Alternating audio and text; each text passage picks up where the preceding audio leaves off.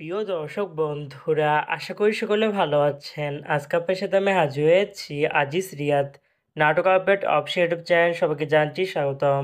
আজকে আপনার সাথে যে নতুন এক নাটক নিয়ে হাজির হলাম, সে নতুন এক নাটকটির নাম হচ্ছে এই শহরে মেঘেরা একা। এই নাটকটির ভিতরে বরাবরের মতন অভিনয় করতে দেখা যাবে পার্থ শেখকে ও তানিয়া বৃষ্টিকে।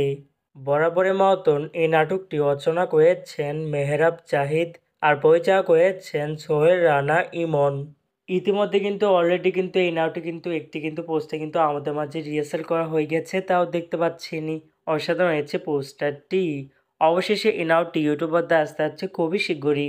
এই নাটকটি কিন্তু একটি টিয়া প্রকাশ করা হয়েছে আমাদের মাঝে, তাও দেখতে পাচ্ছিনি। নাটকটি ইউটিউবারদের দেখতে চোখ রাখতে হবে 24শে সেপ্টেম্বর বুধবার দুপুর 1টায় শুধুমাত্র বিন্দু ভিশন এর অফিসিয়াল ইউটিউব চ্যানেল নেই।